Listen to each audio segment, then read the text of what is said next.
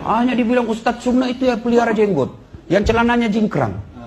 Kalau tidak jingkrang dibilang tidak sunnah. Kau saja definisi sunnah saja aku sudah salah. Ini yang mengklaim-klaim dirinya kajian-kajian sunnah, dia bilang definisi sunnah saja aku sudah salah.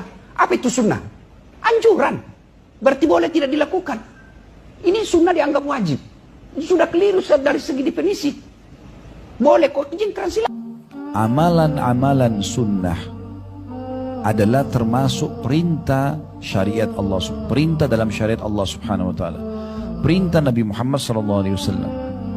Jangan digoda oleh syaitan lalu Anda mengucapkan kan cuman sunnah, sehingga akhirnya kita nggak kerjakan. Kenapa nggak sholat duha, Bu? Kan cuman sunnah. Kenapa nggak puasa Senin Kamis? Kan cuman sunnah.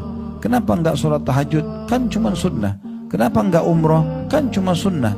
Selalu bersembunyi di belakang itu. Akhirnya keliru. Sunnah itu juga perintah Rasulullah SAW dan disyariatkan dalam agama. Cuma Allah ringankan karena tidak mewajibkannya. Tapi bukan berarti untuk ditinggalkan. Akan beda sekali derajat antara orang yang selalu menjaga amalan-amalan sunnah dengan orang yang hanya menjaga amalan wajib saja. Umumnya orang kalau selalu semangat mengejar amalan sunnah, amalan wajibnya akan terjaga. Tidak usah lagi dibahas tentang sholat 5 waktu. Kalau orang memang selalu kejar sholat qobliyah sama ba'diyahnya, pasti dia jaga sholat wajibnya. Tapi kalau orang cuma fokus sholat wajib, maka sunnah-sunnahnya banyak sekali yang hilang. Jadi jangan bersembunyi di istilah kan cuman sunnah. Nah ini keliru, sehingga ini tidak pernah kita kerjakan. Pertanyaan sederhana, kenapa tidak dikerjakan amalan sunnah? Kita kadang-kadang berpegang pada definisi fikih yang disebutkan oleh sebagian ulama fikih. Sunnah itu adalah dikerjakan dapat pahala, ditinggalkan tidak berdosa. Ini definisi fikih, dan dia hanya menjelaskan untuk memaparkan ternyata dalam syariat Allah itu ada yang wajib, ada yang sunnah. Yang wajib dikerjakan dapat pahala, ditinggalkan dapat dosa. Karena ada ancaman-ancaman kalau ditinggalkan, kayak sholat 5 waktu, puasa Ramadan, zakat, itu kan kena ancaman tuh, kena laknat, kena siksa kubur, kena siksa neraka, makanya jadi wajib. Nah kalau perintah-perintah yang tidak ada ancamannya diistilahkan dengan amalan sunnah, karena cuma ada motivasi tapi tidak ada ancamannya. Kan kita tidak pernah menemukan hadis tentang sholat duha kalau tidak dikerjakan dibakar di neraka, nggak ada. Atau kena laknat, nggak ada. Pilihan.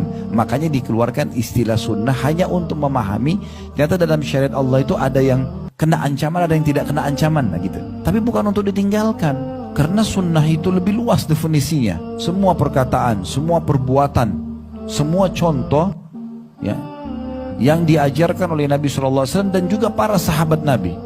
Itu kalau kita kembali kepada definisi sunnah, luas sekali dia.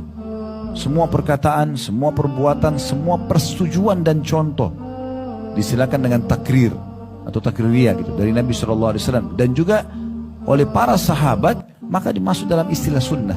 Beranjak daripada hadis Irbat yang sangat masyhur radhiyallahu anhu, sahabat Nabi yang mulia, beliau mengatakan bahwasanya Nabi SAW bersabda, alaikum bisunnati wa sunnatul khulafa'ur rasyidin mahdiyina min ba'di addu 'alaiha bin nawajid. Berpegang teguhlah pada sunnahku dan sunnah khulafa'ur rasyidin setelahku.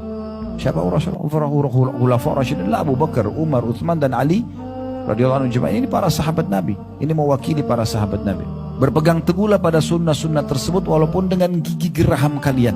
Jadi sunnah itu disuruh pegang, betul-betul kerjakan. Terlalu banyak keberkahan dalam hidup Bapak Ibu sekalian kalau kita menjaga sunnah-sunnah Nabi alaihi salatu wassalam. Dan berapa banyak orang yang justru ya ibadahnya sangat ngepres justru karena meninggalkan amalan-amalan sunnah ini.